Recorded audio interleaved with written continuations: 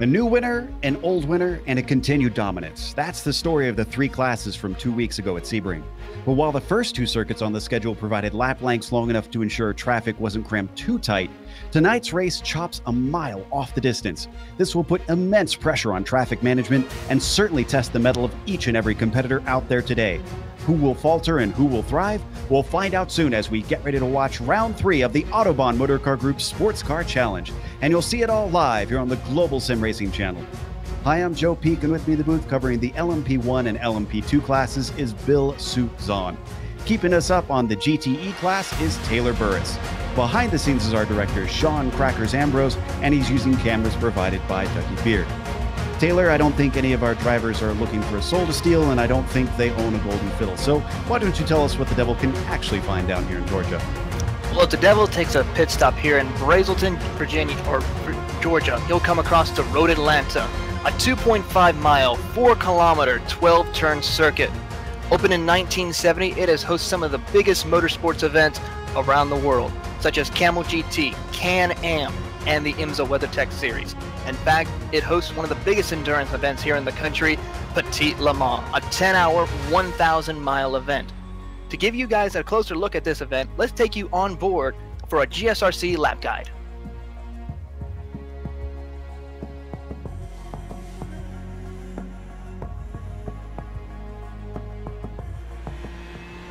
All right, we've got Taylor Burris in the GSRC 4 GT, so let's do a lap around Road Atlanta.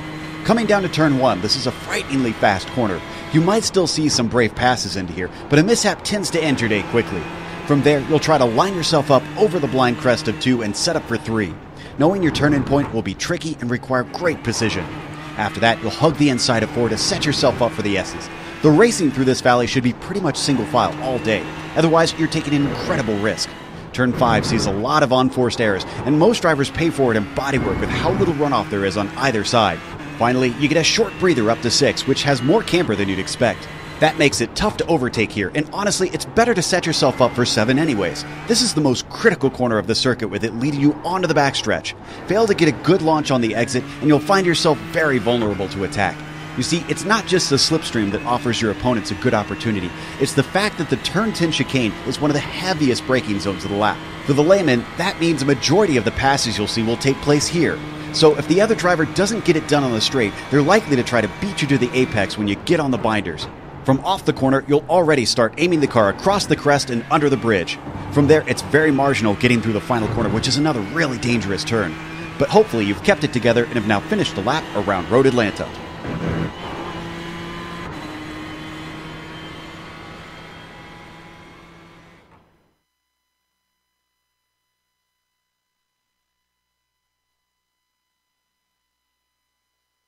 You see what it's like trying to get around the red clay of this Georgia Hills here in Road Atlanta. Now, we've got a couple races under the belt now, which means that we have an even better idea of what this season has in store for us. And, well, last round shook things up a little bit, Bill. It seems like some of our fast drivers had some trouble. Happy Labor Day, everyone. It's time to put the seersucker and the white clothes away. 2 drivers who won't have to worry about that are Robert Tinsey for TNT Racing Gold and Jesse Lyon for Wyvern Racing Red. They each get to wear yellow. Yellow, that's right, the leader's yellow jersey, both having a win and a 4th place finish so far this season. They're tied up in front.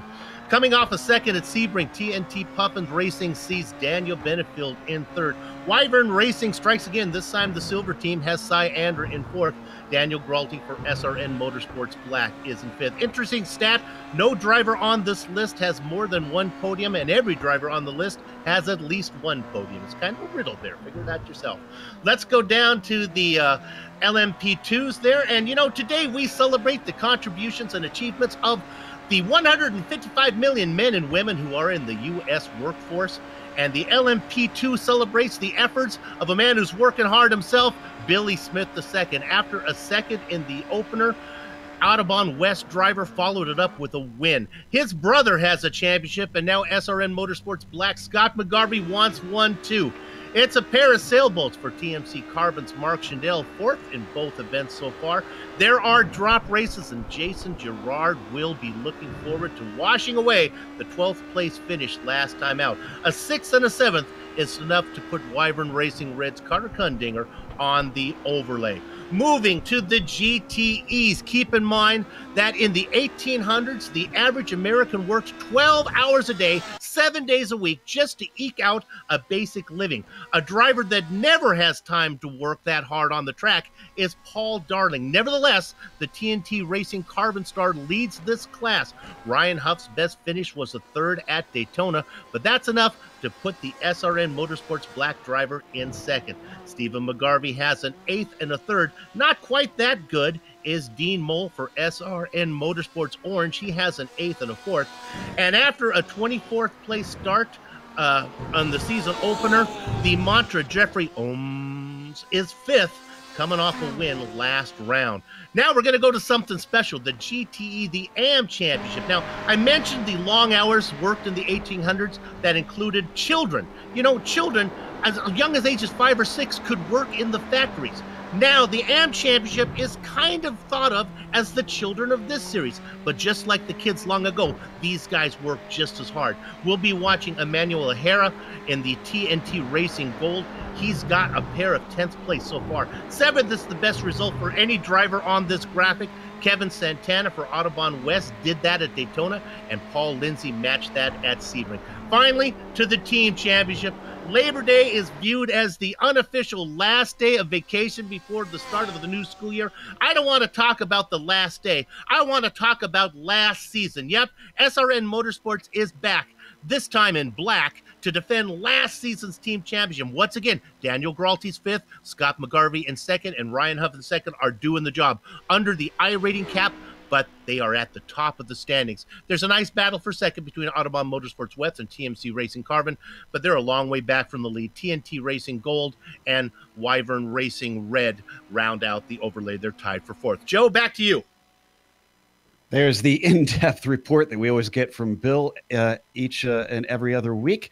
So let's familiarize you with what this race entails itself. We are in Season 7. We've been covering this thing since Season 2, actually, here on GSRC. Now, we are only in Round 3 out of this 14-event series. And they do get 2 drop weeks. That's what those 2 little droplets signify there on our graphic. Today's race distance is only 60 minutes, so it's a sprint race for these guys in terms of format. They do have open setup, so they can tweak the cars in each and every one of the classes to their liking, but all 3 classes are limited, so you can expect a single pit stop. They do have an incident cap as well, and that means that drivers who go over 24 incidents will be disqualified on the spot, will not be allowed to finish the race. They also... We didn't have it on the graphic, but they also have no spare car to save them if they get some damage. With just about 6.5 minutes left in the qualifying, let's step over to Taylor, who always keeps an eye on what it's like in the warm-up and what these drivers are experiencing, to give us some notes on the keys to the race. Taylor, what do you think it's going to take to get a win? Well, first and foremost this is a short track. You're getting around here in our LMP1s in under 1 minute and 5 seconds for our faster guys. So drivers are going to have to keep their eyes alert, heads up, and making sure that they give plenty of racing room to those faster competitors, especially in those GTEs. Also, there's a couple of blind downhill corners, especially in turn 3 and also in turn 11. So drivers are going to have to be careful of keeping an eye on what's going on downhill in order to not get involved in incidents that could happen during the race. Another key factor is, we've seen it from the past 2 rounds, is key pit stop strategy. These drivers are going to have to make sure that they hit their marks with the pit stops, with their fuel strategy, save fuel if need be through this race. I know it's going to be difficult for some of them because the racing is just so close and it's such a short time to get around here. And it's going to be just an awesome show. Looking forward to seeing how our drivers handle this amazing track. Looking forward to it as well as we watch Chris Pence going around. This is the last chance qualifying is what they call it in this series, which is mixed class qualifying effectively. And the reason they do it this way is each of the classes before we came to air had a chance to get out on track with only cars within their class, and they get 15 minutes. However, if you can't make your allotted time, this last chance qualifying, hence the name, allows them to get out there. However, it is always a risk if you decide to go out in this qualifying because you have different classes and it's more likely that your lap will be interrupted. But we should note that drivers are not allowed to get out here on track unless they did not set a time and their allotted qualifying section. So as Chris works his way down the long back stretch, Bill, I think the driver's a little bit antsy on this one. There was a little talk before the race among the drivers about how Sebring and Daytona were a little bit longer. This one so much shorter, so much different, especially for the new drivers if they're not used to the way that the chemistry works between the cars in Autobahn. Yeah, in French, it's le trafic. In Spanish, it's el tráfico. And in German, the traffic. That's what you got to worry about. Get this. Lap times are about a minute. I'm going to give you a simple math. Lap times are about a minute for the fastest class, about a minute 15 for the slowest class. So that's 15 seconds slower. That means by about lap 5, these LMP1 cars are coming up on traffic, and there's a bunch of traffic to be seen. Plus, with the shorter lap times, there's going to be more revolutions around the track, which means they're just going to come up on these guys 2 or 3 times more often than they normally would.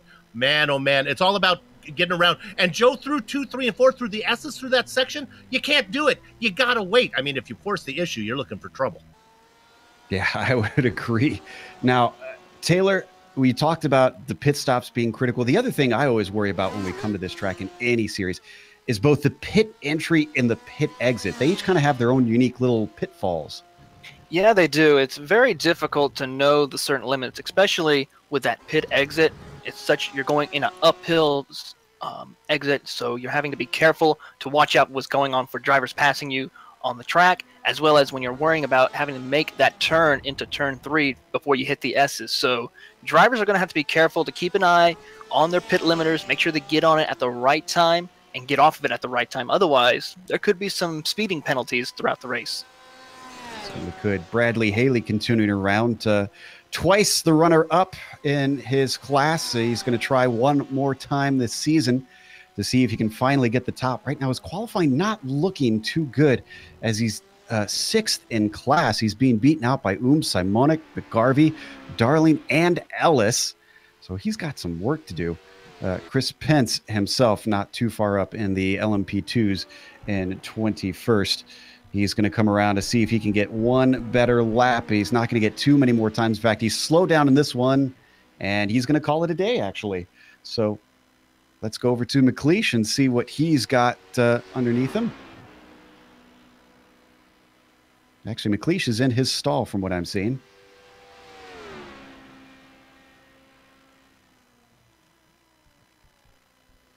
So let's check out Haley and see how his lap is going, see if he can improve. See, he comes up over the hill. This is one of the tracks, Joe, where sometimes qualifying doesn't matter because passing is easy. Here, boy, you want to be in a good position. You don't want to have to work too hard once the race gets started. So last lap, a 1:15.1 did not improve for Bradley Haley. And see if he can do any better. So we're a little bit behind on our picture here. He's actually heading through the S's at the moment.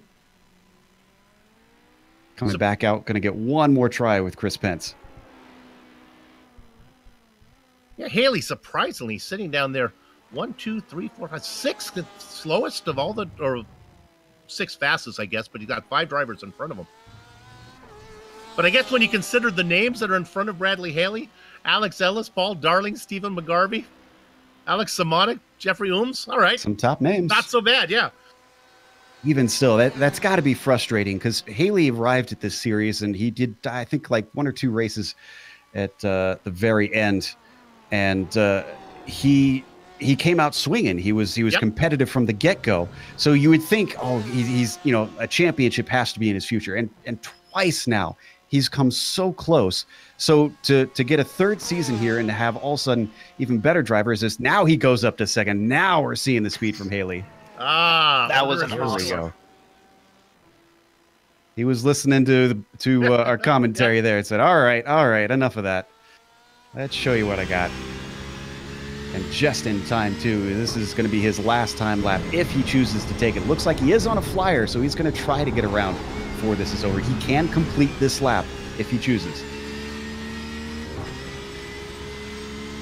Don't think there's anybody else out there right now. Chris Pence is still going.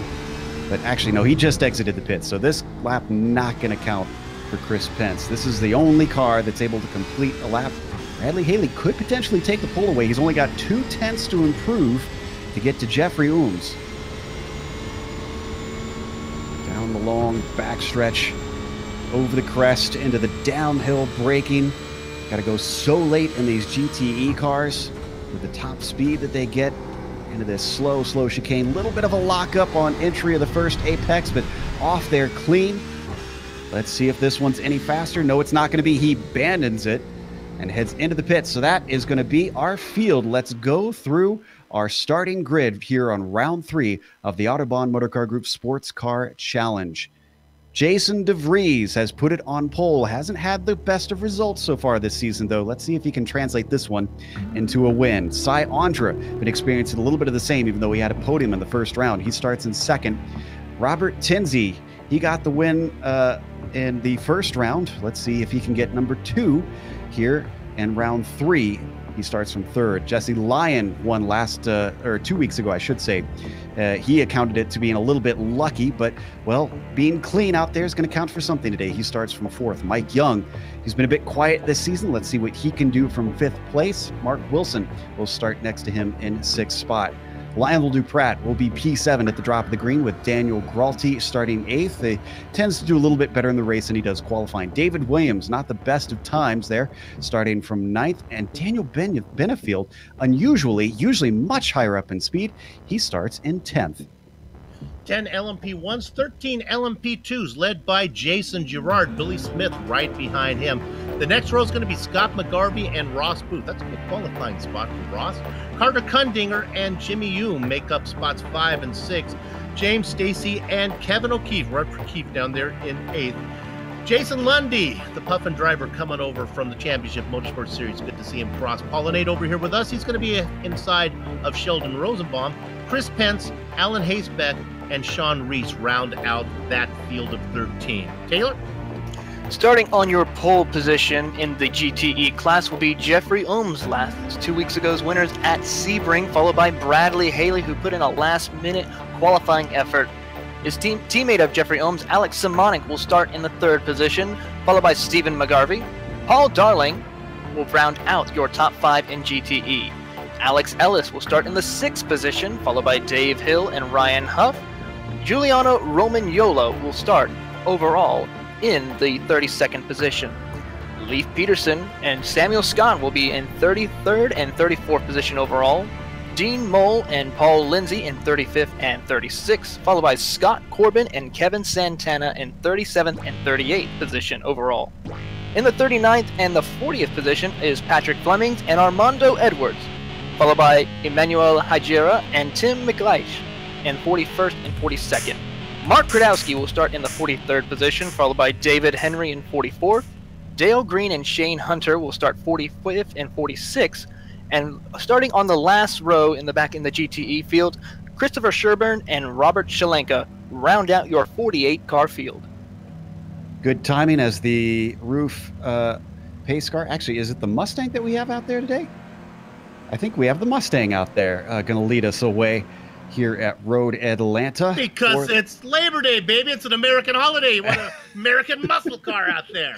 There you go. Well, is going to lead us around for the pace lap. Since we've got some time, let's go through our usual tradition. We'll go to Bill for your picks today. Going with the pole sitter, Deep Freeze. Jason DeVries going to win wire to wire. Watch for him to come around there. We got down there in the second class. I like Billy Smith to do it again. Taylor, who do you like in your jumbo class? Well, I'm really going to be looking at Bradley Haley. He has been really strong in these past few races, putting on a good qualifying effort and staying up towards the front. But also, I have really liked Jeffrey Ooms. Momentum is key for him since he got that win. So, looking forward to seeing what this race has for offer. So Bill has money on Billy Smith. I kind of wonder when we're going to see Scott McGarvey get himself a win. He's gotten multiple podiums in this series and has certainly been fast. We just keep waiting, keep eyeing him. Up and around turn 7, we talked on the lap guide about how important this corner is. Could see some issues there as well as when traffic gets up. It's 2 very close corners next to each other. If you're held up, you could lose out if you're dealing with traffic. Now along the rolling back straight, you can see some of the various hills up and down. Bill, I always love the nickname you give this place, the roller coaster, I think, or something like that. It kind of does have a lot of elevation going on. You talked about corner 7 being important. There is only one corner to worry about when you come to Road Atlanta. That's corner 5. You know, Jan and Dean, if you're old enough to remember them, they had a song called Dead Man's Curve. Right now, that's corner 5. You'll see a lot of races end there. If you're playing GSRC bingo, check off obscure reference. Indeed. Yeah, there we go. Poor man's Beach Boys, baby. Even our director says nobody remembers him. He's a music guy. So let's get ready to go green here for round 3 of the Autobahn Motorcar Group Sports Car Challenge. Pace car peels off into pit lane, and DeVries, wow, what a jump. He absolutely left the car of Cy Andra in the dust, but he's able to fend off Robert Tinsey and Jesse Lyon as they string into turn 1. It looks clean for the first group. Let's go to the LMP2s. Grab your board and go sidewalk surfing with me. It is Jason Gerard leading them down into the first corner. Billy Smith, Scott McGarvey, Carter Kundinger, and Ross Booth, your top 5. We are all single file. Taylor? As they go away, Jeffrey Ooms gets a really good lead as they go down into turn 1. Alex Simonix is able to pull right in front of Bradley Haley as they head up to turn 3. It looks like Paul Darling and Stephen McGarvey will battle as they head down towards the S's. Joe? Watching this GTE group try to weave their way through, and I'm just checking to make sure everybody gets through clean. And amazingly, everybody got through turn 3 without any issues. As always, a trouble zone here at the start of races. But such is the pace of our LMP1s that DeVries already coming around to complete his first lap. And in fact, if you look at the gap, 1.5 back to Andra. DeVries already across the start-finish line. The back of the GTE is not even to turn 7 yet. And Robert Tinsey and Jesse Lyon in a bit of a side-by-side battle. Oh, and Lyon loses it, gets into the side of Tinsey, gets the car back forward again. But now we've got, more door banging as Mike Young tries to sneak it on the inside of turn 3. And wow, Tinsey almost runs into a third car as Duprat almost gets into him. He is the whipping boy of today. Boy, I'll say. How okay is Tinsey's car after 2 hits? Jeffrey Ooms is in trouble. Oh, no. He is slowed down completely, dropped all the way back outside the top 5 in class. I have no clue what's going on. I'm going to take a look, see what we got. Maybe a cut course somewhere? So we're going to, I think he got a cut course. So we're going to watch a replay here, I think. Which one are we going to first? Let's go to Ooms. This was in the chicane maybe about 50 seconds ago. He just cut that first apex a little too closely. And also I heard reports Daniel Benefield has took it behind the wall. Oh, sad to see problems this early. Tinsey, though, has managed to keep going, but he's all the way down in 8th spot. Not sure what kind of pace he's got. This will be his first lap where he didn't have issues, so we'll get an idea as we now come back live. Meanwhile, while the other 2 classes have been taking the spotlight, Gerard's still leading Smith, but not by a huge margin. It's only half a second between the 02 and the 901 as we now see them work their way to turn 6. Big accident. Let's go to Emmanuel Ahiri. He had a problem. Also involved in it, Mark Kundinger. Ahiri, the leader of our AM championship. Armando Edwards involved in this one as well. Three car incident. Yeah, we got the replay. Looks like it was started off by actually it was started by Kodrowski going a little bit off track ahead. Just tipped Ihera. Oh, you can see the third car getting involved there. Who was that? Bill, you said that was also in it? Oh, I don't remember. It was long since gone. I can tell you that Samuel Scott has just crashed his car. He was racing to the back. And David Williams has as well. It is all going off here early. Well, as Roman Yola is off having an incident. Wow. Number of problems. Several cars out of turn 5. Yeah. And we're not even lapping the back cars. Actually, now we just are just now. David Williams hit so hard. His day is done. That looked like corner number 1 got him. It was indeed. As we watch Paul Darling in third, let's jump up to Jason DeVries. Let's get an onboard and watch him slice through the traffic as he hits it for the first time. This is the most tense, I would say, that he has to deal with traffic just because they are the most packed up throughout the whole race. But he has left Cy Andre behind. Andre is stuck. He's still negotiating around some guys. He gets around a few of the GTE guys. Well, and that's a good thing for DeVries, I would say, because he can kind of take his time and pick his spots. Oh, and Cy Andre with more problems. This one into turn 1. Was this traffic? It wasn't quite traffic. He was trying to overtake the Porsche of Dale Green, but it looks like he lost the car on entry on his own.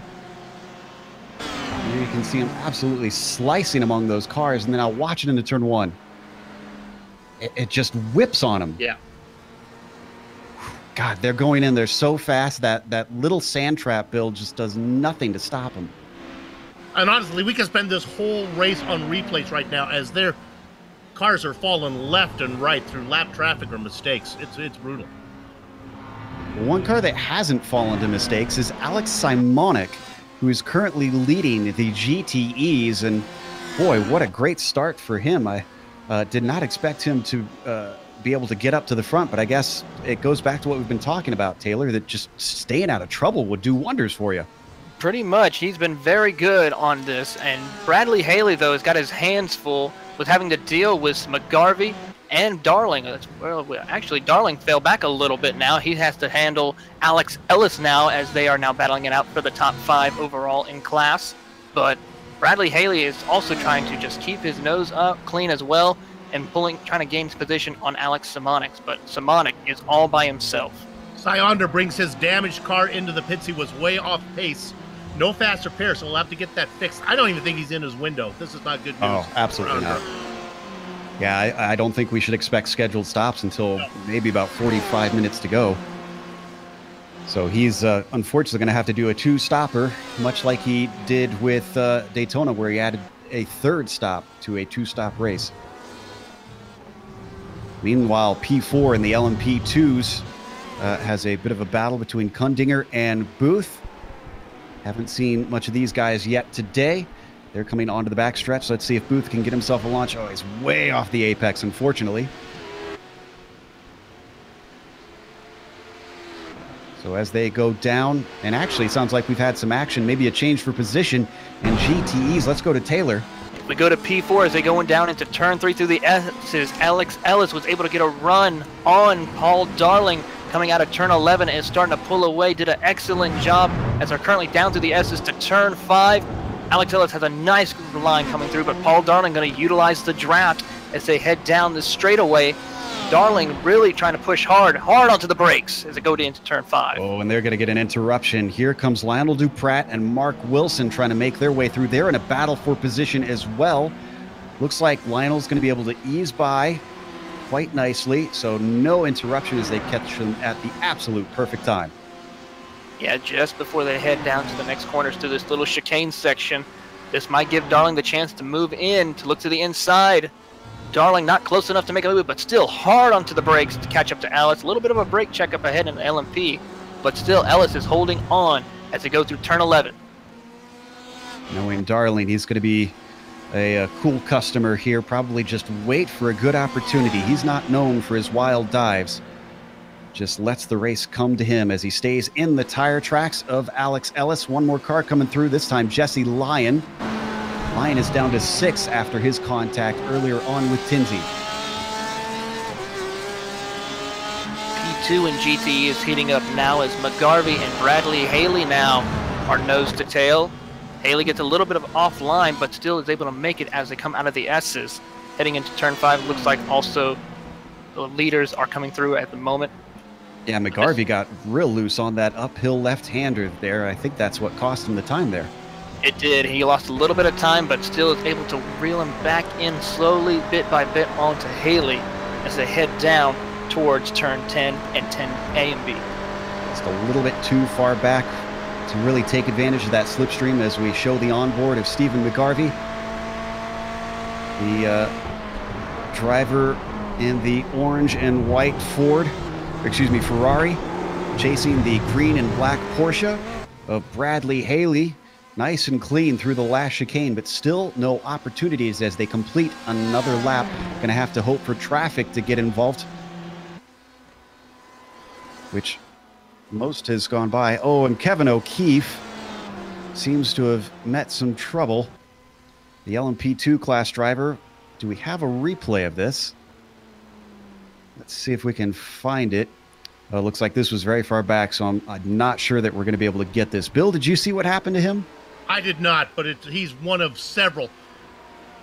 I could just point out in the LMP1s, DeVries now has a 9-second lead. Get the drivers who have fallen away. Cy Andre has had problems. Jesse Lyons has had trouble. Robert Tinsley, we saw what happened to him. Mike Young is now in second. I did find out what happened to O'Keefe coming into turn 1. He had a bit of a slide, caught it, and unfortunately, these cars are so fast through that corner. Chris Pence had no way to avoid him.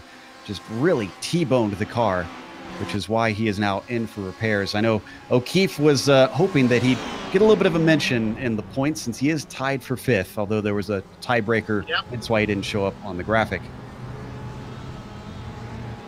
Jeffrey Ooms made contact with Darling into turn 10 and B, but still is able to complete the pass as they come out of 12. So Ooms is definitely got a little bit disappointed with making that small mistake to work his way up through the field right now. He's got his eyes set on Alex Ellis. Meanwhile, in P8 in LMP2, Lundy and Stacy having their own little fight. Lundy able to put a car between them. That's Mark Kudrowski and the blue and white Porsche. Ooh, that Porsche really getting good traction off the corner, though. Fighting back now, I'll have to surrender. Oh, and Stacy is in. This also seems a little early for a scheduled stop. Yeah. He is pushing it right to the envelope if it is. Well, regardless, he is in the pits for that TNT Puffin Racing 07. Should hopefully be able to come back and go to the end. We hope he doesn't have to make an extra one. Let's go to P6 in LMP2. Sheldon Rosenbaum and Jimmy Hume very tight together. Yeah, They're actually not too far behind Ross Booth. And they have the leader DeVries coming up behind them right now. And the fact there goes DeVries right there. These guys are well back of Gerard and Smith, who still race 1-2 in this class. I'm not going to interrupt them, but Tim McLeish might be a little bit in the way as Rosenbaum elects not to stick his nose in. It does hold him up as Jimmy Hume gets right under the gearbox of Rosenbaum. Oh, and he has to cut hard to the inside to try and get around McLeish. Look at how close he is now. Down into turn 1. This is where we missed O'Keefe having his issues. No such problems for these guys. More traffic in the way. This time it's Kevin Santana they have to wait patiently behind. And this is there's just nowhere to go right here. You just got to wait and then try to make the pass between 5 and 6. Nice job by both LMP2 drivers, just waiting patiently. And Hume didn't try to push the issue. Could have made a bad situation trying to get on top of Sheldon Rosenbaum. Let's see if he gets a launch off of 7, Bill. This is a great opportunity. Oh, out into the grass for Rosenbaum. And he's going to lose all of his momentum. Jimmy has him if he wants to force an issue. Let's see what type of racing line Rosenbaum takes. If he stays to the left and defends, or if he eases over. I don't think we're going to see any move here. Wow, must have less downforce on that car. I think so. He was right underneath him. I cannot believe he didn't get enough of a draft to slingshot by. Interesting stuff. The bad part for Hume is if he is faster, it's going to be through the technical sections where it's going to be hard to pass. Exactly. Meanwhile, down in GTE, sorry we're jumping around so much, but a lot of action throughout. You've been following a train of cars here, Taylor. Yeah, it's broken up a little bit now since the LMP2 cars are working their way, as Jeffrey Ooms was able to get by Alex Ellis to break inside the top 5. But that previous lap, they were pretty much lined up nose to tail for the most part before those LMP2 cars came up. So the battle for the top 5 in this class is heating up extraordinarily. Paul Darling has just lost a little bit of time on Jeffrey Ooms, but Jeffrey Ooms is on a mission to get back to the top spot of the podium. I feel like DeVries has a twin. Every time we turn around, he's passing whatever battle we're watching. as they head down the backstretch. There you see him coming into the chicane. He's still got himself a monstrous lead of 10.5 seconds, so he is really not sweating this one at all at the moment. Boy, the poor LMP2 class, they have to worry both of the LMP1s that are faster and then still trying to get around the GTEs. It's all about traffic right now. I'm telling you, that's what's the name of this race. And Bill, Robert Tinsley proving why he's a champion, always the thinker. Immediately, he comes in to take a pit stop as soon as the window opens up, trying to get that repaired, fixed. That damaged repaired, excuse me. And with all the attrition out there, just get the car out, run some decent times, and they could fall away, and you could just vulture yourself a whole bunch of spots. Yeah, he is sitting in the stall a long time. Go ahead. DeVries going around right now. We go to DeVries. I hate to jump around, but he just went around the leader in the LMP2s. This is Jason Girard. Now here comes Billy Smith. Smith just got around Dean Mole, but then it's not that far. There's Alex Simonik, although he's several laps down. Well, and Simonik's in a different class as there well. we go. Well, that's it. So he goes around Mole. That's what it. Mole's in 41st position. That's why I was full. So Simonik racing 21st. As we watch the car of Billy Smith, though, this is really the closest battle for the lead in any of the three classes. 2.2 seconds separating Girard and the 901 of Smith. Everything else, Simonik and Haley are about 4 seconds apart, and then we told you what DeVries was doing to the rest of the LMP1 field. Yeah, that was one of those rare occasions where all the leaders were together at the same time.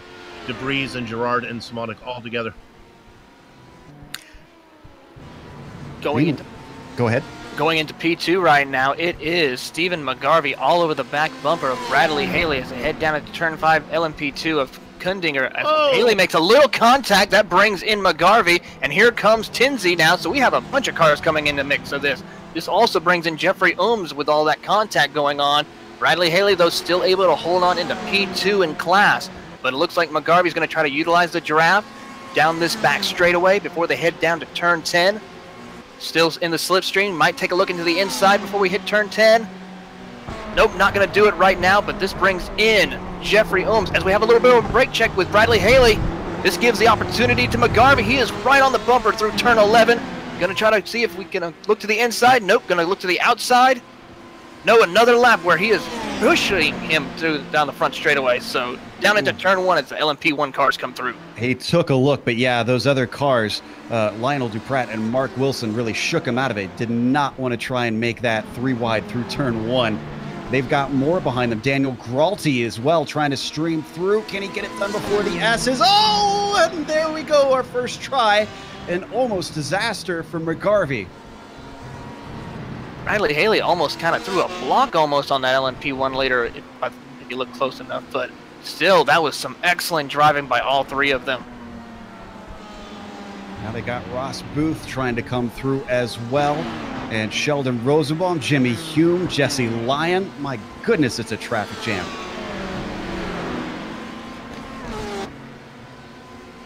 Well, that Rosenbaum and Hume battle is still for position.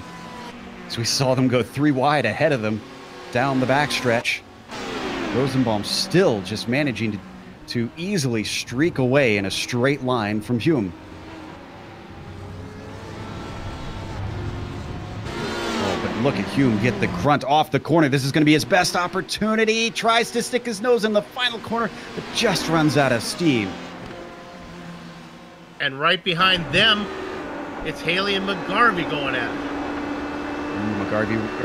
Haley went defensive into the first corner. McGarvey starting to threaten, poking his nose in where possible. I dare say, Taylor, that McGarvey is the faster car of these two right now. Yeah, McGarvey's been setting some really good lap times these past few laps, so McGarvey is really wanting to get by Haley. But Jeffrey Ooms, as he cuts the course a little bit, as well as Alex Ellis, had the best seat in the house. One small mistake from these guys, and this just brings in 2 more cars in the mix for the battle for second.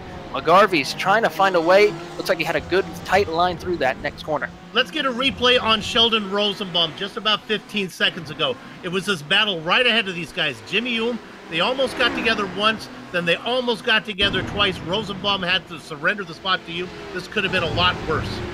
Watch this now. Here we go. That's Rosenbaum in the blue car on the outside.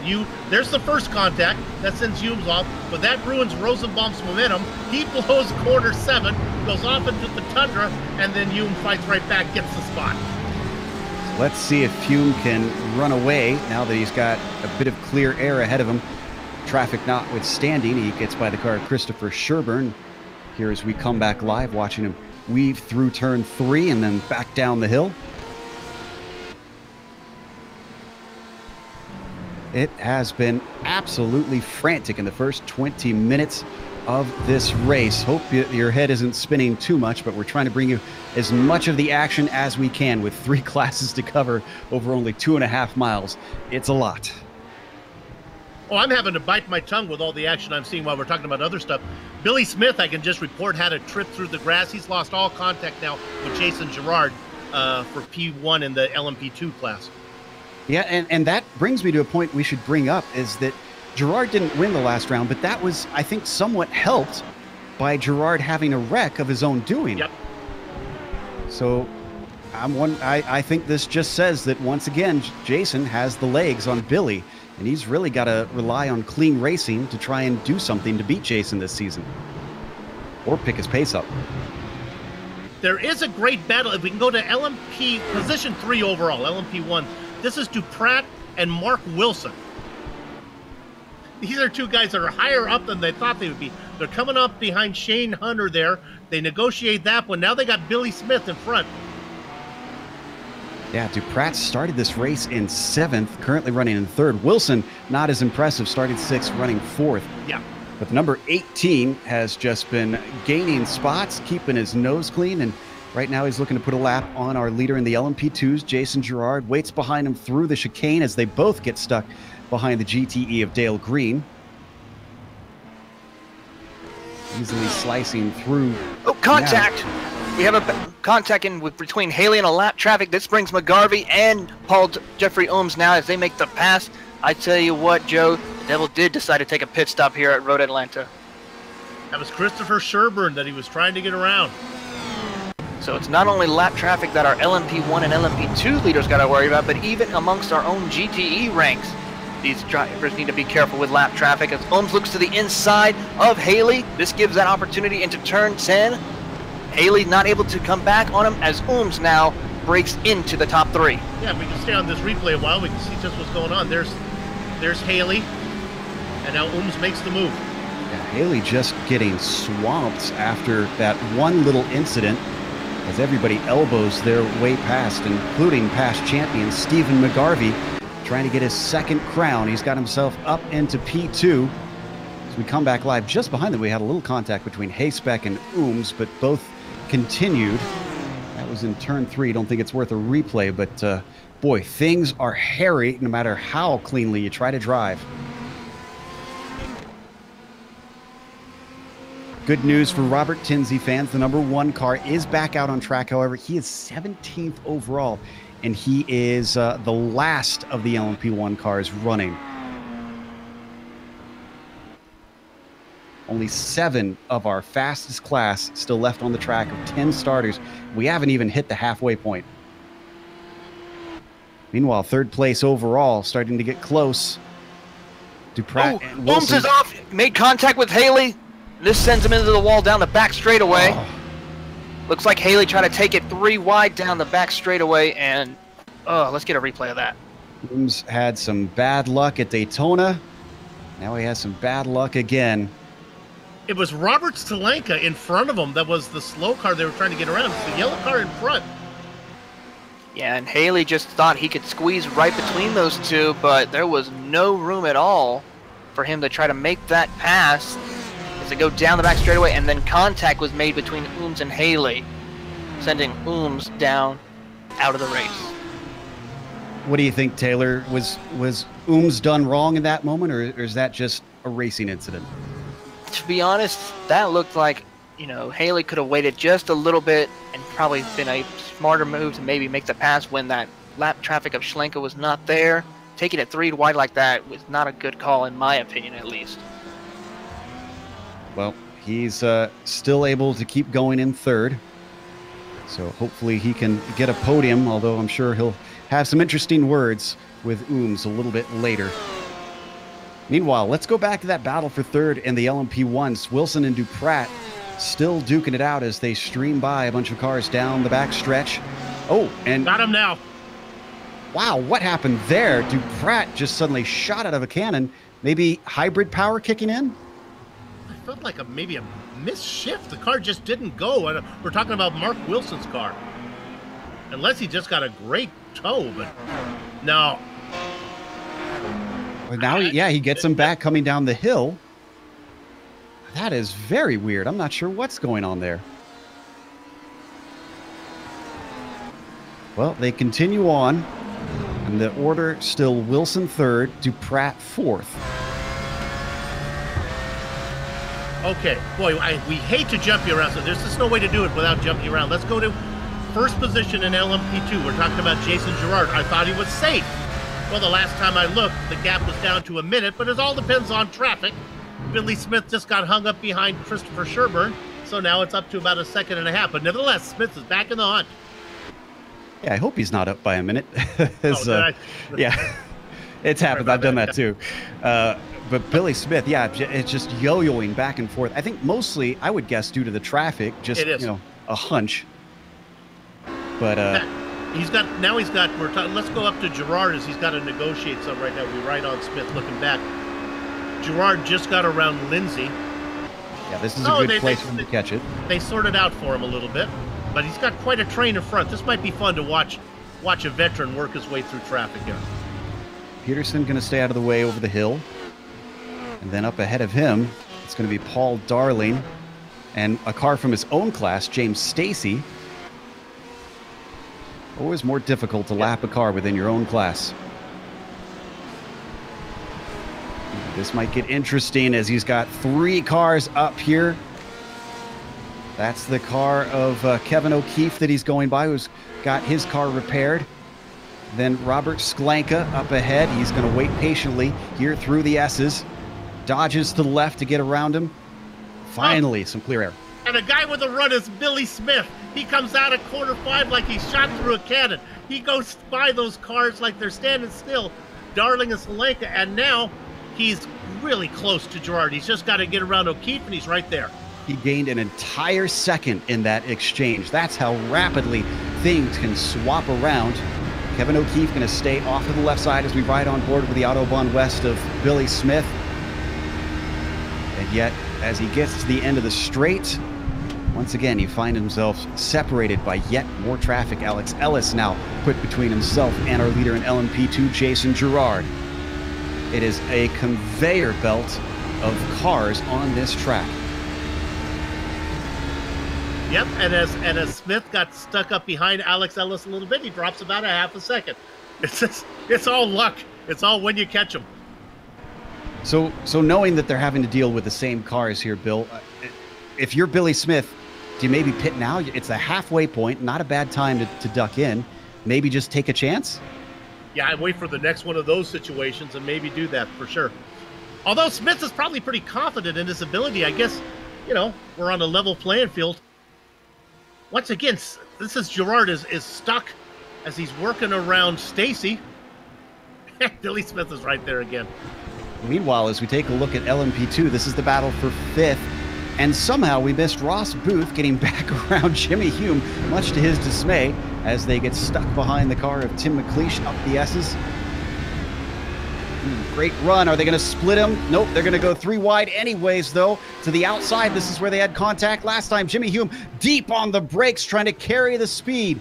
Ross Booth holds the inside, but the over-under could go to Jimmy Hume. But Hume gets so loose. Wow, can we get an onboard replay of Tim McLeish watching that happening? That's got to be scary for Tim, because he almost just swiped right into him. Yep. He lets the 2 faster cars go around, and then Jimmy Hume, trying to get the power down, almost comes back across. Although we might have more drag, it's not enough downforce, it seems, for that red LMP2 car. Yeah, and from onboard, it looked like Tim McLeish actually went off track a little bit to make sure he didn't get hit. Meanwhile, looks like McLeish has actually come in for a pit stop. And, hey, Billy Smith is listening to us. Smith has pitted, and he's coming out now. It all depends how he sorts out here. If he gets out and he's got a little bit of traffic, it looks like Lionel DePratt's going to go around him, but that's an LMP1, so he's not going to be a problem. Smith's got some clear track in front of him, at least for a while. Yeah, Emmanuel Tejeda is up ahead of him, but he's not going to catch him for a little bit here. Now, what about Gerard? Gerard stays out, so he's not responding. Yeah, I just saw Jason Gerard make contact with one of the Ford GTs coming out of turn 11. It looked like he was about to come down to pit road, but had to make an audible call pretty much as he gets by the GTE car of Stephen McGarvey. We got some more drivers with scheduled stops happening. Jesse Lyon has hit his spot. Oh, and our leader, Jason DeVries, is in too. There you see him on the screen. Mike Young comes into the pits from second place. As does DuPratt. No, DuPratt's going to stay out. We might get ourselves a new leader here unless DeVries gets out in front of him. No, I think DuPratt's going to lead a lap. Lionel, that a boy. Well, remember, DeVries did go by the start-finish line before he came into his stall, and actually DeVries is out now, so DuPratt hasn't led a lap yet. If he stays out this time, Lionel will get one lap led, but again, that does not give him any bonus points. This is all for pride. P2 and GTE, Stephen McGarvey, he's going to be the first one to blink for making a pit stop. So let's see what he can do. Maybe a little bit of strategy call. So McGarvey is now in. Ahead of all of that, Alex Simonik has stretched it out to 13.5 seconds over Bradley Haley. Saw Simonik get his first win last season. Let's see if he can get a win at a different class this time. In what was the fastest car last time around, what is now the LMP2s, what was then the prototype class. Pratt does have to make his stop. Oh, he didn't lead the lap. DeVries got by. Yep. Sorry, Bill. I'm honestly disappointed with that rule. Meanwhile, as we watch the car of is this Alex Simonik, I believe we're watching, heading down the hill. Okay. Leading yet another lap around. Jason Gerard is in. Let's see if we can pick up Billy Smith. He's currently 12th overall. Oh, he's got a shot at this from... Oh, no, he's just going through 7 right now. You got to hustle, Billy. Yeah, he might be a little bit too far back. It was about a 1.5 seconds difference between them when they pit. Let's see what it is when he comes out. Gerard Still possible that he might jump him. Gerard in his stall, waiting. Billy Smith is currently hitting the chicane right now. Through the left, through the right. Gerard's rolling. Hits the pit speed limiter line. Smith is nowhere to be seen. I think he's got this covered. Oh my goodness, look at this traffic jam in turn 5. Several cars coming up. Actually, no, that's turn 7. That's got, I believe, Mark Wilson involved in it, Scott Corbin, Shane Hunter, Kevin O'Keefe. Okay, so you can see them. They're going to still have more of a traffic jam down into the chicane.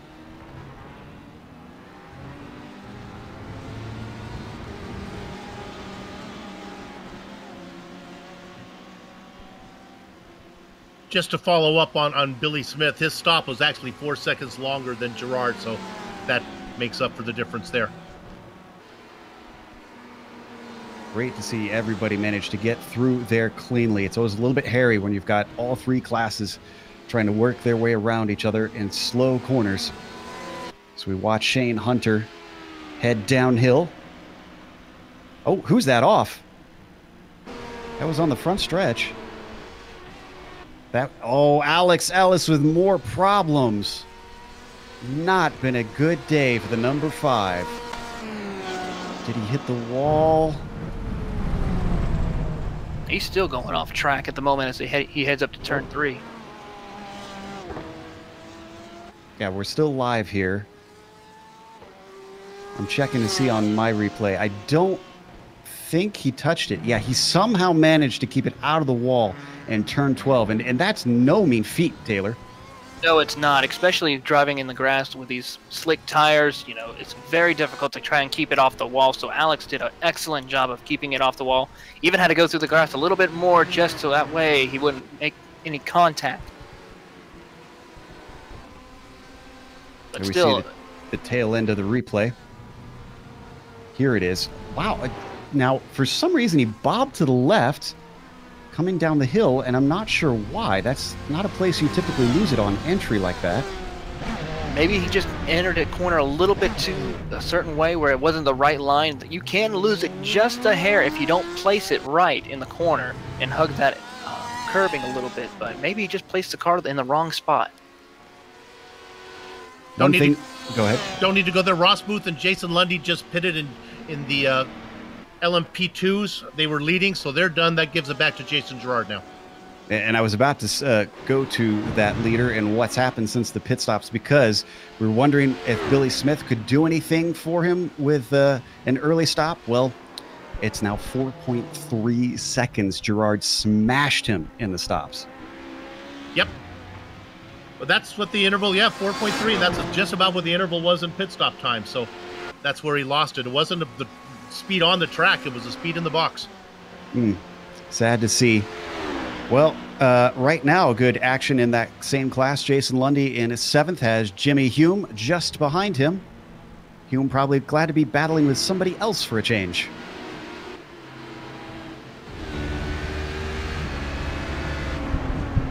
As they work their way through turn 6, that's the LMP1 of Lionel Duprat getting through. Duprat has slotted down to 5th now.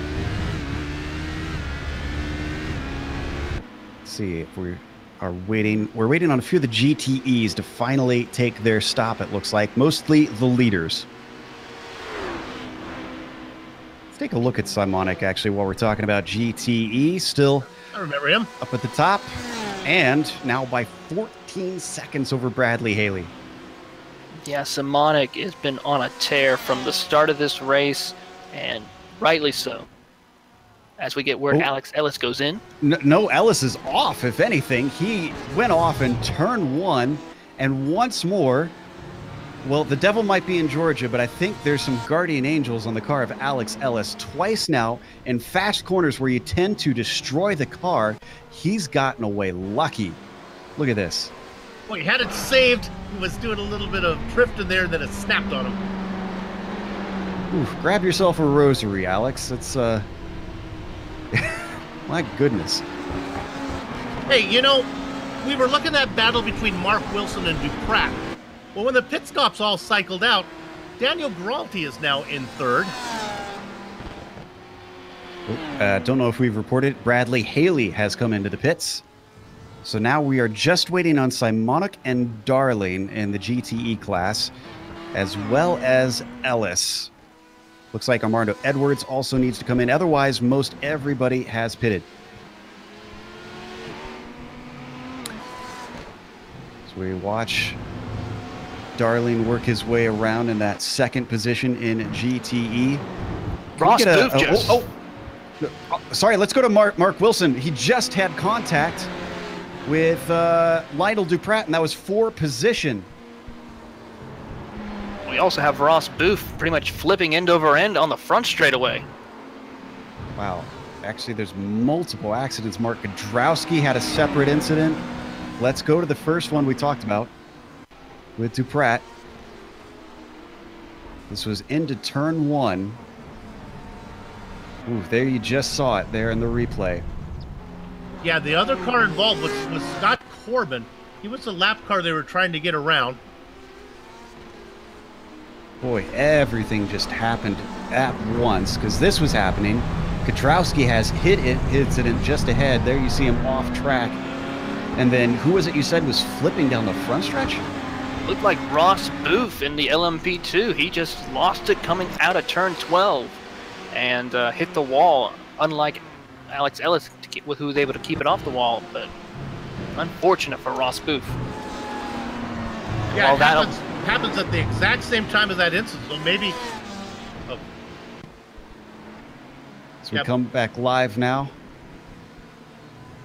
Just got word Simonic also made his pit stop now, so it looks like our front runners in GT, as Haley is off, contact between him and Edwards, and it looks like one of the LMP2 cars of Jimmy Hume. This is going down through the S's. Hume was able to get through, but there was a little bit of contact between those three cars. Yeah, Haley was off on the grass trying to bring the car back. Yeah, the LMP2 saw that, was trying to avoid him, didn't know that he had that Porsche to the inside. Wow, that could have been a lot worse, to be honest. Yeah. So if you want us to do a rundown, send your complaints to Paul Darling in the 155. And now he comes in. All right. This will allow us to give you an update on where everybody is with just about 20 minutes to go. Ellis decided to go mow the yard again now as he's coming off down into turn 3. I think he must feel like he needs to miss the spot cutting grass for the most part here at Road Atlanta. Yeah, and I'm sure the radiators on the front there are not happy getting full of grass. So Simonic streams back into the lead. McGarvey goes back into second. Haley puts himself back into third. And Darling is coming out now. Where's Paul Lindsay? This is going to be close between Darling and Lindsay, actually. This is for position. This is for fourth position. Darling's going to be just ahead of him as he manages to put the car of Kudrowski between himself and Lindsay. All right, pit stops are over. Let's run you through the top 5 of each class. A little bit easy in LMP1. There's only 5 of them still running. Jason DeVries is your leader by a whopping 28 seconds. We wondered if he could turn things around. Well, he's only got to run for 18 more minutes to try and avoid disaster. Mike Young is holding down second. We kept talking about the quiet runs he's been getting. This is another case of that. Great job for him to be on the podium. Same thing for Daniel Gralty, who moves himself into third. He's got a decent gap back to the next car, Lionel Duprat. It's about 8.5 seconds down to the number 18, who sits in the 4th position. And then the last car running is actually in a battle with Lionel. It's Mark Wilson. He's got about a second to go to get up to the number 18. He sits in 5th. Bill? Jason Girard has been out front most of the race. It was about a second gap before the pit stop. It was about a 4-second gap after the pit stop. Meanwhile, Billy Smith has managed to run him down. That gap now under a second. I'll try. In fact, let's stay with it. I think we're going to see. No, that's Henrico. That's Anders. Sorry. Billy Smith behind him, though, racing in 2nd position. He's got about 12 seconds before he gets back to the driver in 3rd, which is Scott McGarvey. Scott's been having a very quiet run. And then it's another 2 seconds back to Carter Kundinger. Not sure if Carter has enough to get to McGarvey before the 17 minutes runs out. The final car in the top 5 is Jimmy Hume. He's back by about 25 seconds. Okay, Taylor? I can tell you what, Alex Simonic has had quite a quiet race here at Road Atlanta. Just be able to move through the field, move through traffic, no problem at all. He's pretty much been by himself the entire race. However, though, if we go back from P2 to P5, Stephen McGarvey right now in 22nd place in that number 28 Ferrari. He's been battling pretty much all night with the driver in the 3rd position, the number 428 Porsche of Bradley Haley. Bradley Haley's been going through ups and downs for the majority of this race, making contact with other drivers, but still able to keep his car on track as best he can. In the 4th position is going to be the 155 of Paul Darling. Paul Darling, his car looks like seen better days as he is trying to work his way up through the field and just trying to deal with all the traffic he has to deal with. But on a really good note, the number 70, Paul Lindsay, he's rounding out your top 5 right now. He's, though, on the hunt to try to catch up to Paul Darling to gain another spot. So, really good effort by our... And meanwhile, as we've been going through this, a miracle has happened for Billy Smith, and he has caught Jason Girard. Bill, you've been keeping an eye on this. How exactly did this work out? 2 reasons: pace and traffic. He's faster, and they came up behind Hill, Stacy, and Lindsay. But now, let's see. Now there's nobody between them. Let's see what he can do with them. Looks like he's fallen off just slightly. So while that's happening, Carter Kundinger, Andrew Pratt, you got to go there. This is a big one. This looks like into turn 6 they came together very hard as they were trying to weave around the car of Dean Mole. Wow, they were coming in at an absolute rate of knots. Pratt got it out in the grass and then lost control in the purple car, I guess. Let's watch from Kundinger's view on this one. Just didn't know that the LMP1 was going to be flying up the outside. He was looking to give space to this Ford GT. And then suddenly there's a car. Wow. All right. Well, we've got a bit of a moment, I think. So as if we can, let's bring Daniel Benefield, one of our drivers who's retired, into the booth. He's been waiting very, very patiently during all this craziness to talk to us a little bit of what happened at the start. Daniel, from your perspective, what exactly went down there at the beginning? I don't know. I wasn't really paying attention, to be honest. I was planning on parking it after the start anyway, because I'm actually away from home. I'm house sitting for someone at the moment. And I was able to bring my computer, but not my sim. So all I had to drive was actually a joystick controller. Oh wow, that's even more impressive then. So with what you're seeing out here today, I mean, what are your thoughts? Some of the drivers have already chimed in our chat saying it's looking pretty messy. Do you think this is just par for the course for Road Atlanta? That's just Road Atlanta. I remember, obviously didn't have a proper run today, but when the official series came here last season, I think it was like 5 minutes into the race, we were coming up onto the GTE cars. It was just insane how quickly we caught him, and it's just chaos. It's most of the time it's organized chaos, and occasionally it gets a bit unorganized and there's an accident. Yeah, I think that sounds about right. Well, we got to let you go here because it looks like this battle is continuing on for the lead in LMP2. Hope to see you in 2 weeks' time. Yeah, I definitely will be here, and I'll actually be racing. Sorry, there's the action, and unfortunately, Billy Smith gets into the side of Jason Girard and just has to get out of it. And Girard's slowing down, trying to let him through. So as he gets going once again, we watch the replay. It's Daniel Gralty going through in the LMP1 car. And then Billy Smith says, okay, the door's open. I've been trying. This is my opportunity. And he just can't get him woed up. And Girard is I'm pretty sure this isn't just Girard being damaged. He's slowed up and let him by, and now he's going at pace again. You know, maybe Girard is thinking that he closed the door, and I guess that case could be made on that. Trying to avoid a post-race penalty, perhaps. The thing that amazes me, Bill, is they warn the drivers before the race, don't get on the radio and complain to other drivers. If you get in and start a bickering, they will penalize you. I haven't heard a peep from anybody.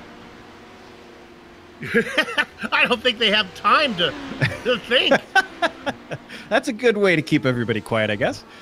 So there is our new leader in the LMP2s, Billy Smith. He won 2 weeks ago in Sebring when Jason Girard had an error coming out of Le Mans, spun his car and damaged it too much to keep going.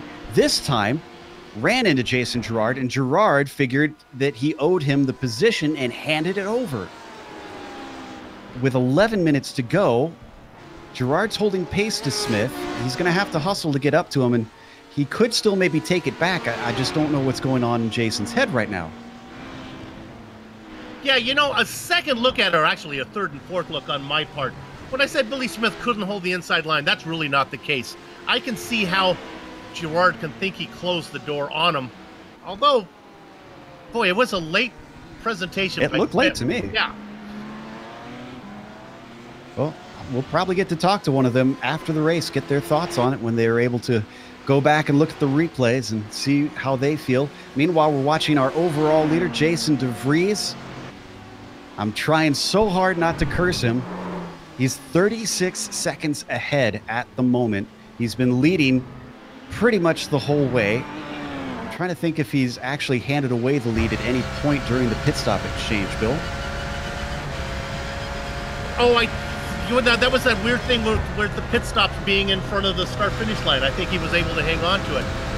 And I think you might be right. And I think Soup looking to hit the daily double here with DeVries and Smith out there. Not often that the commentators get it right. Typically, well, for a while, it was something you didn't want to be picked by the commentators because we kept cursing a few people. They would always wreck out. Jason DeVries just has to avoid that for 10 more minutes. Mike Young, no threat for the moment. He's literally about halfway across the track. Mike Young is, well, 22 seconds ahead of Daniel Gralty. So he really doesn't have to do anything too dangerous. He can just pick through this traffic as he pleases to get himself a nice second place. Well done to the number 21. I'll tell you right now, John Omler, who missed this race, watching this one, I think he's kind of glad he's not here after all the chaos that was going on. If you're going to miss one, this might be the one to take a pass on. John, I hope you've either got some DiGiorno's or maybe some delivery in for you. The cheese is not just on the pizza, but in your stomach right now. Well, as we watch the car of Billy Smith continue on here in the LMP2, leading them away. He's now stretched to 3.7 seconds over Gerard. Gerard also has Scott McGarvey not too far back. It's about 3.3 between them. 3.3, about the closest margin of any of the guys in the top five. And it's shrinking because Jason's stuck behind the car of Stephen McGarvey. Is the brother of the guy who is chasing him right now. I doubt that's actually intentionally trying to help him, but I'm sure Scott will appreciate it.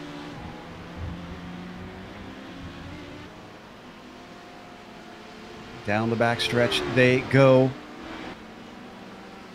as Gerard now has only 2.3 seconds back to the 64 of Scott McGarvey. And it's going to be a case of brother on brother there as the Scott gets around Steven.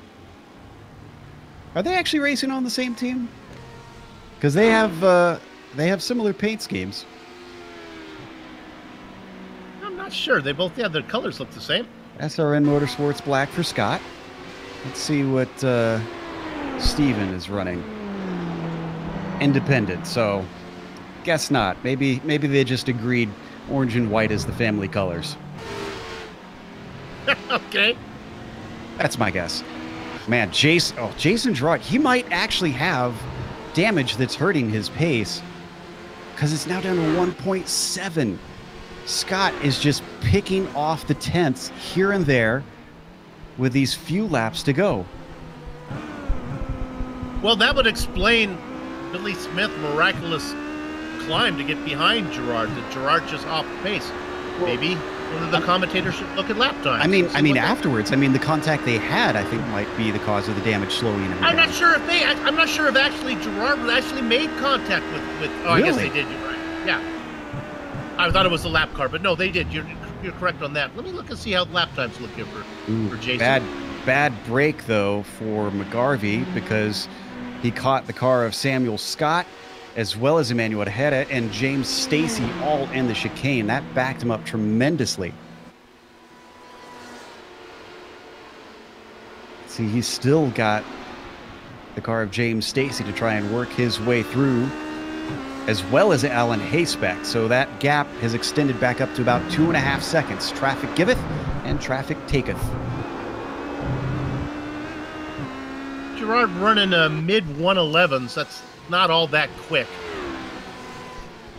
It's about a second off what he was doing most of the race.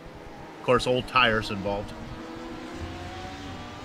This is true. Although this being a sprint race, I don't think tires nearly as important. These all endurance cars tend to made to go quite a ways. So I suspect the fall off minimal. Yeah, McGarvey's running. Oh, Hayspec just overtook Stacy. I think we saw that on screen. That was for 8th position in the LMP2s. For all the craziness at the start, Bill, a lot of drivers have separated here in the final few minutes. Separated from the guys they're racing with, but not separated from the action because it just keeps coming from the windshield and the rearview mirror. If you're just joining us, let's run down real quickly some of the DNFs we've got today. Julian Romagnolo, David Williams, Daniel Benefield, Jeffrey Ooms, Robert Sklanka, Robert Tinsey, and David Henry, Ross Booth have all exited this race. So some big names in there, some of whom are looking to try and fight for a championship, even though it's still early in the season. And remember, Ooms already has a horrible finish at Daytona, so this is the second in 3 races for him. He's fast, but he's digging a hole for himself. Yeah, that's pretty much 2 drop weeks right there. He can't afford many more mistakes. Meanwhile, we are watching the car of... Oh, is that our leader in LMP2? Billy Smith is off. Jason Girard retakes the lead. What happened here? Petrowski, for some reason, forgets to brake. Mark, I don't know what else to say. Missed his braking point, it just looks like. I mean, he was in a pack of cars. It can be easy to do there. Oh, boy, Billy Smith is going to be fuming.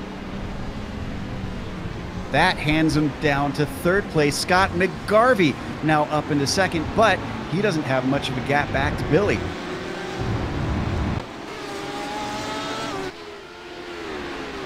Billy Smith just cannot catch a break. He finally gets a win after quite a long break, and he's looking good to take 2 in a row when traffic just does not smile upon him.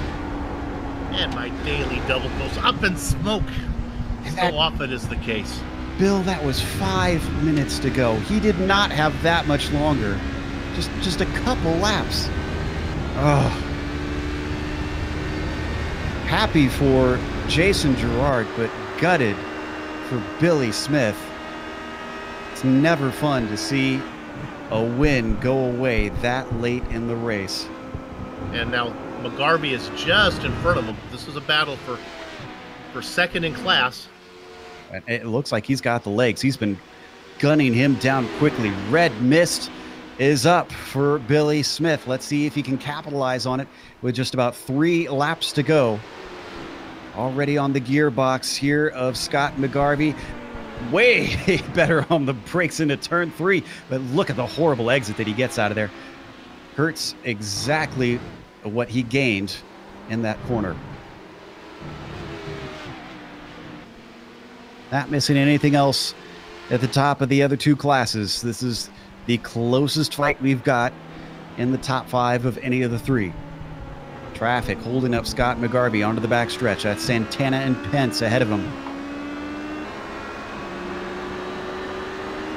He's going to be able to get by. You can see both cars waiting in the slipstream of Santana, trying to get as good of a run as possible. How brave is Smith going to be? Could try and send one in there. Takes a little bit of a peek, but comes back to the racing line. Just sticking himself in the mirrors of Scott McGarvey for now. You got to wonder if Billy Smith says, I just tried that same move a couple laps ago. It didn't go well. This is true. Might be a little bit gun shy. Yeah. He's only getting a couple more shots at that corner before we're done. And actually, it's going to be tight on how many laps we have left, because DeVries is coming up now. He won't get the white flag this time by, but next time for sure. Yes, he's going to get the white flag next time by. Oh, Billy Smith had a great run on McGarvey, but got to him right at 5, lost all of his momentum. Had to work through 5 into 6 and around 7 to try to catch up. And it cost him any shot at doing it into the chicane this lap. They are coming up on some traffic. Dean Moult and Shane Hunter are ahead of them. And in fact, this might be perfect timing for Smith, because I think McGarvey is going to catch them in the chicane. And to make matters worse, that's a battle for position up there between Hunter and Moult for 32nd overall. Gets one, has to wait behind the other. Oh, look at the critical for run! Smith. They're going to make it 3 wide. Smith down to the inside as they come to the first corner. He's given space by Scott McGarvey. Tries to hang it around the outside, but I think this one belongs to Billy Smith as we saw a car off on the dirt. I didn't see who that was. That was Sherburne, no incident. Fantastic stuff from Billy Smith to take advantage of the traffic just when he needed to. Meanwhile, white flag has flown. Let's go to the leader of Jason DeVries because we've got less than a minute before he comes to the checkers. 49-second lead over Mike Young. Mike's had a nice quiet run at second, has done nothing wrong other than finish 49 seconds behind the leader. DeVries had a long break before he came back last season. Was in actually the slowest class down there, the GTDs at the time. When this season turned over, he said, I'm hopping into the big boys. I'm going up to run the LMP1s. He looked like he had pace, couldn't take advantage of it at Daytona, ran into trouble. Ran into trouble at the start of Sebring. Here, he avoided the chaos, probably the most chaos we've seen, even compared to Daytona so far this season. And a 50-second gap is going to be his reward when he hits the line. Jason DeVries takes his first win of the season and our third different winner here in the Autobahn Motorcar Group Sports Car Challenge. Alex Simonik, I think, is going to be next. Yes, he is. Here he comes down through turn 12. 3 different races, 3 different winners. Alex Simonik takes the win from start to finish and wins here at Road Atlanta. Jason Gerard comes around turn 7. It's a 3-second gap back to Billy Smith. With a little bit of traffic in the form of Ryan Huff in front of him, which he's going to dispose of easily. Boy, Jason Gerard made good on this one. Looked like he was going to lose the lead. Billy Smith was ahead of him. Then the racing god smiled upon him. He inherited it back after the disappointment at Sebring. Jason Gerard is going to take a win here in round 3 at Road Atlanta. That's going to finish out our field, so we're going to take a quick break here on the Global SimRacing Channel. We'll come back with the unofficial results as well as driver interviews. Stick around because on the screen you're going to see all the upcoming races here on the GSRC.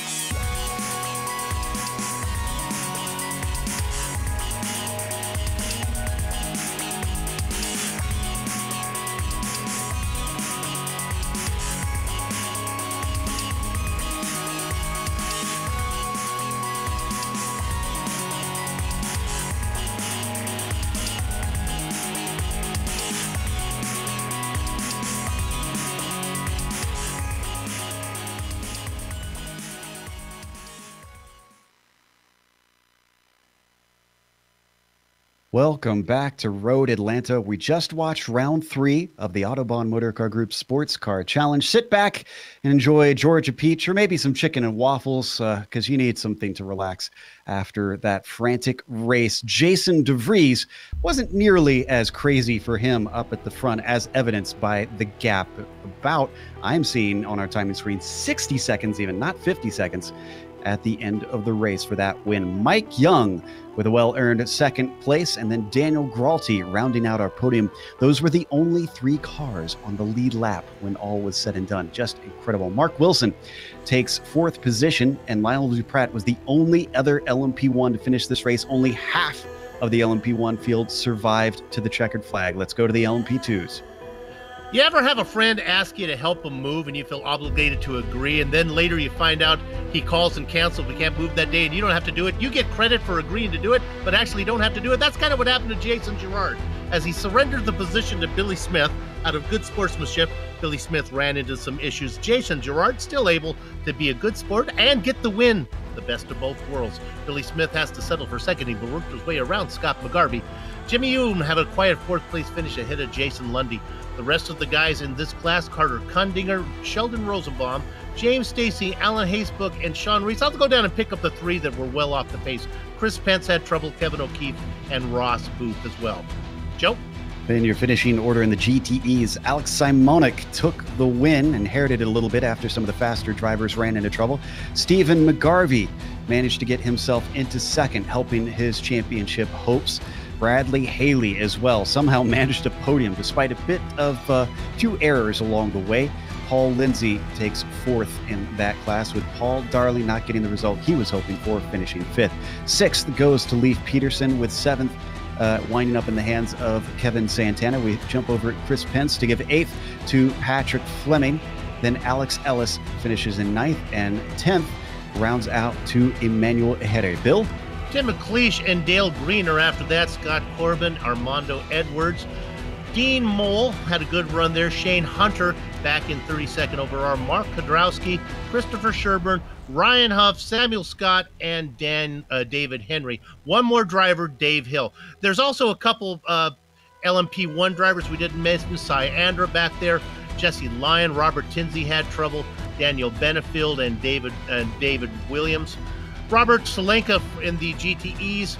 Jeffrey Ohms is going to finish 45th overall, with Juliano Rolamiolo and back in 48th. Another bad finish for the Mantra, Joe. We have our leader, our winner, ready to talk to us, Jason DeVries. Let's pull him into the booth, talk about his first win of the season, and see how he feels about that. First of all, Jason, the first 2 rounds, you had a bit of trouble. You kept having some problems.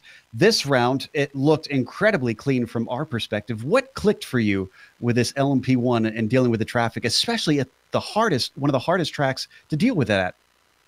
I think, Joe, it really just came down to I stopped making the self-inflicted errors. I didn't have any problems with traffic the first 2 races. I just made a couple bad mistakes. One on pit stop at Daytona when I Jeff Gordon the pit wall, and then turn 1 at Sebring, but traffic really wasn't that big of a deal. And I've got a lot of practice running the official races, so I kind of understand the ebb and flow of the cars, so nothing really surprised me too much today.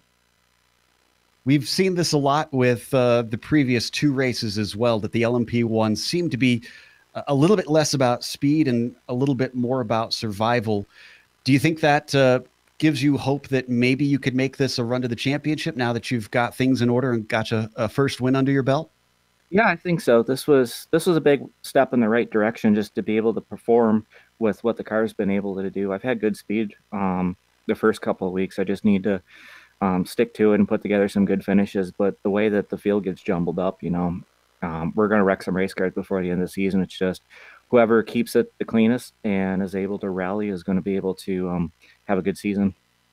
Road America next round, a lot more long straights, a lot longer track. How do you feel your chances are there? Pretty good. It's actually, believe it or not, it's actually a pretty tough track because it's so narrow, and there's a lot of corners that switch directions. So you see a lot of crisscrossing with the slower class cars. So as long as you're able just to, be able to see that ahead of time and react to it, you'll be fine. But I enjoyed it. It's going to be the first time racing a prototype in Autobahn there in about 3 years. So looking forward to it with the big field. It's a lot of fun.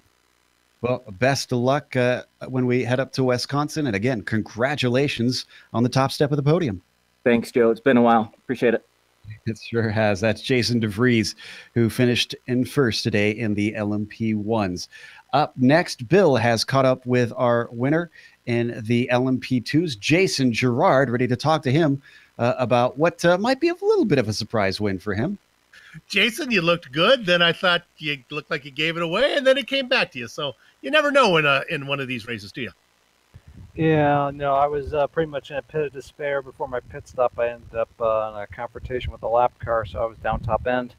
And I knew once Billy caught me that it was only going to be a matter of time before he passed me. I ended up locking the brakes up going into the chicane there and kind of got sideways. And at that point, I was like, my car was already damaged, so I just let him by. And at that point, I was pretty much waiting to finish second and maybe not even finish second because I know Scott was just right behind me. But yeah, that's just the way it goes at Road Atlanta with all these cars packed into a tight space. Sometimes it's just better to be lucky and good, and today I was lucky. So let's go through this again. So after the pit stop, when you came out with 4-second lead, your car was good. Then you ran into some damage. That was let Billy Smith run you down? Yeah, no, actually it was before the pit stop. I had two GTEs going up over the bridge towards the start-finish line side by side, and I got by one of them, and the other one didn't see me, totally unsighted, and just kind of chopped my nose off. So that was about a couple laps before my pit stop. But yeah, I was totally down at least a mile an hour and a half down at top speed, and at that point, and the lap traffic just wasn't working for me at all, which is typical around here because you can lose 2-3 seconds just waiting for lap traffic for you to get around it. And yeah, like I said, better to be lucky than good sometimes.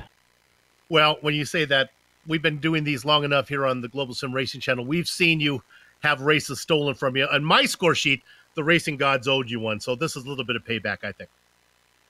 Hopefully I don't get bad karma for some of the other stuff I did the race. So we'll see. Jason, congratulations on the win. Right, thanks. There he is, half-heartedly accepting that one.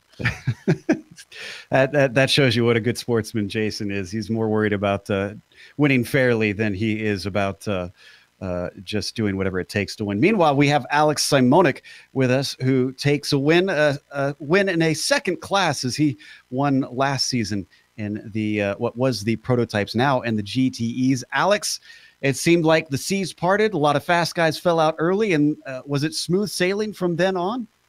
Yeah, pretty much. I just knew that I had to push like all that I can in the beginning. I got around Bradley in turn 1, but as soon as you push and get ahead, it seems like traffic flows a lot easier than if you're in a pack. So that was my main goal, and as soon as I got the gap, I just knew to drive it like 80% and then take it till the end. Well, that took it right to the end, right to the checkered flag, and Steven didn't seem to have anything for you. You seem to found quite a bit of pace here in the GTEs. Would you say you like these better than the HPD cars? At the moment, yeah. The RSR is probably my favorite race car, and some tracks it's not so good, but I feel like I can really hone in my skills in the GT rather than the HPD. Well, it seems you managed to survive a lot of the chaos. After this race, I have to think that there's going to be a lot of debriefs and maybe a little bit of bickering. What are your thoughts? What are your advice, having managed to come away with the win, to the other drivers that ran into trouble? Just take it easy. Like, you can't win the race in turn 1. So just watch your lines and just keep on pushing. Like, if you get a 4X, just don't alt F4. Just keep on going and things will go your way eventually. All right. Well, we'll see if it helps anybody. Again, congratulations on a well-earned first today. All right. Thank you. Alex Simonik, our winner in the GTEs. Real quick, we have one more. Bill is going to talk to second place in the LMP2s, Billy Smith, the other end of the coin of what we saw between himself and Girard. Oh, Billy, the bad luck just keeps falling your way. First of all, let's talk about the incident with Girard in the chicane. I thought it was nice sportsmanship. He gave you that spot back. Yeah, I was actually, it's something like that's not really what Jason does. And so I was just kind of disappointed that we weren't going to build a battle, although, you know, I found out afterwards that he had a little bit of damage. So I wasn't really that concerned. I was actually kind of disappointed because I was wanting to, you know, get around him there. But I kind of, those things happen when you're racing hard. Then, mind you, we're on live TV here, so we're live broadcast. The last one I have a hard time making an explanation for. Yeah, Bill, and I looked at it, and I don't really know what to say about that. So we'll have to see what the stewards say, and it's just real disappointing. Yeah. It's going to be a big fight between me and Jason, obviously, for the championship, and things like that just really hurt. Yeah, it does indeed. Well, nevertheless, what is encouraging, though, is you've got the speed. You are competitive. You're right there. You are hanging right with Gerard the whole time. It is going to be a battle for the remainder 11 races. Yeah, I'm looking forward to it. I think there's going to be some tracks that I'm a little faster this week. I mean, he kind of deserved the win. He had about a tenth over me on pace. So I think it'll just be back and forth the whole season. That's what we're here for. Thanks a lot. Condolences, but congratulations on making lemonade out of lemons there with a second place finish. Thanks, guys. Appreciate it. Billy Smith. Good interview. Absolutely. We're going to close up today. We need to catch our breaths ourselves as we thank the Autobahn Motorcar Group for sponsoring this series for its 7th season. A huge thank you to them for continuing to help bring this thing to air. Also, thanks to John Ulmer and his crew that helps him organize the races. He has a lot of people helping him make sure that they go off acting as stewards and putting together the race review ahead of time to make sure that all the drivers know the rules and what to expect coming into these things. Thanks to the companies that provide the software and hardware for our broadcasts. They're listed on your screen. Additional thanks go to Eric Ekholm and June Lalonde to provide our wonderful music. See the screen for how to get a hold of more of their great work. Thanks to the team today, Bill, Taylor, Sean, and Dougie. If you'd like to find out more about GSRC, including upcoming races, you can find it at globalsimracingchannel.com. You can also check us out on social media. We're on Twitter at GSR Channel, Facebook at Global SimRacing Channel, and Instagram at GSRC_Graham. If you head on over to our YouTube page, there's a big red button that says subscribe. If you hit that, you won't miss a moment here on the GSRC. The next race we mentioned, we're going up to Wisconsin for one of the favorites of drivers here on iRacing, Road America. That'll be Monday, September 17th, 9:15 p.m. Eastern. We also have upcoming races for other series listed on the screen, so check those out and mark them down on your calendar. Everybody enjoy the last moments of your Labor Day. Don't drink too much. You got to go back tomorrow. Until next time, race clean, race hard, and we'll see you on the track.